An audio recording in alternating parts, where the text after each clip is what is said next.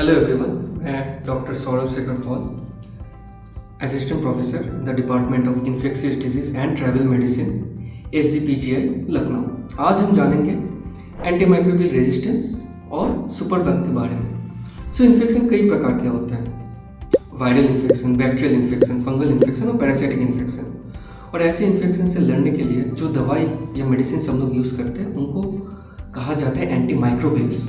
जैसे कि अगर बैक्टीरियल इन्फेक्शन का दवाई का नाम है तो उनको एंटीबायोटिक्स कहा जाता है। फंगस से लड़ने के लिए जो दवाई की इस्तेमाल की जाती है उनको एंटीफंगल्स कहते हैं। और वायरल इन्फेक्शन के अगेंस्ट जो मेडिसिन यूज़ किए जाते हैं उनको एंटीवायरल्स बोलते हैं। अब समझते हैं कि एंटीमाइक्रोबियल रेजिस्टेंस है क्या। एंटीमाइक्रोबियल रेजिस्टेंस सरल भाषा में जब कोई एंटीबायोटिक किसी कीटाणु के अगेंस्ट काम नहीं करते हैं और उसे ख़त्म नहीं कर पाता है। और सुपर बग्स, जैसे कि नाम में आप समझ सकते हो, ऐसे बैक्टीरिया होते हैं जिनमें बहुत हाई क्लास या बहुत हाई एंड जो पावरफुल एंटीबायोटिक्स होते हैं उनको देने के बावजूद ये कीटाणु नहीं मरते हैं एंड वो बॉडी में परसिस्ट कर जाते हैं। मतलब आपने काफ़ी अच्छी क्वालिटी की दवाई या हाई क्लास दवाई दी बट वो बीमारी ठीक नहीं हुई। इसके कारण ऐसे सुपर बग्स घातक साबित होते हैं।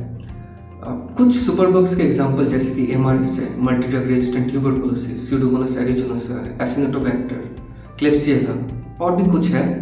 ये लोग ऐसे बैक्टीरिया लास्ट 5 to 10 ईयर्स में इनकी जो परसेंटेज है, नंबर्स है, वो काफ़ी बढ़ गए हैं और इनको ट्रीट करना काफ़ी मुश्किल हो गया है, क्योंकि ये सुपर बग्स में देखा गया है कि टेस्ट करने के बाद 90 या मोर देन 95% एंटीबायोटिक्स काम नहीं करते।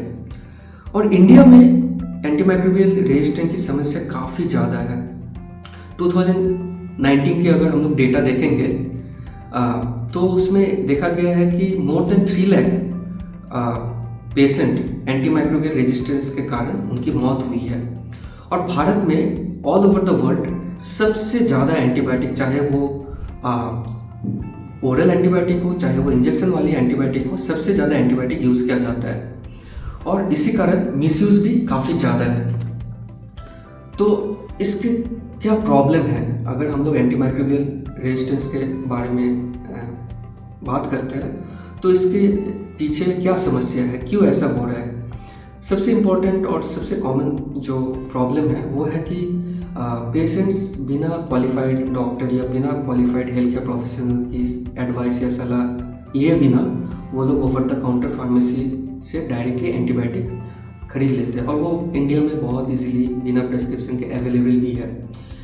और जब भी हमें कोई भी छोटी बीमारी होती है तो हम लोग फार्मेसी से दवाई ले लेते हैं, चाहे वो सिंपल इन्फेक्शन जैसे कफ एंड कोल्ड हो, अपर रेस्पिरेटरी ट्रैक्ट इन्फेक्शन हो, सिंपल लूज मोशन हो, हम लोग डर के कारण एंटीबायोटिक ले लेते हैं। But more than 90% of this जो सिंपल वाले इन्फेक्शन होते हैं ये लोग वायरस से होते हैं और इनमें एंटीबायोटिक का कोई रोल ही नहीं है।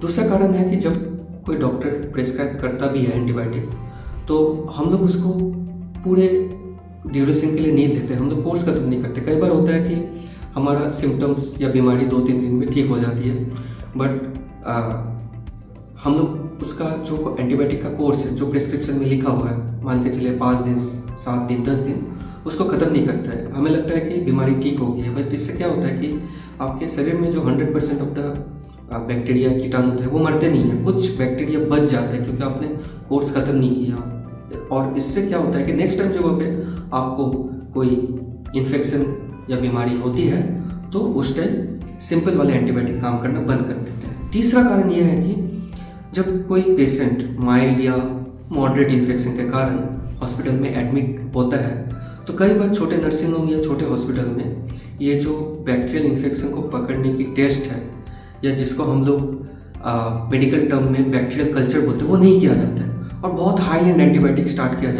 स्टार्ट कर देते हैं ऐसे पेशेंट्स में। इससे क्या होता है कि ना ही हमें पता चलता है कौन सा बैक्टीरिया है, कौन सा टाइप है और उस पर कौन सा एंटीबायोटिक देना है। ये भी एक बहुत इंपॉर्टेंट कारण है एंटीमाइक्रोबियल रेजिस्टेंस बढ़ने की। और फाइनली चौथा जो कारण है वो भी काफ़ी इंपॉर्टेंट है, वो है कि अस्पतालों में साफ सफाई नहीं मेंटेन करना।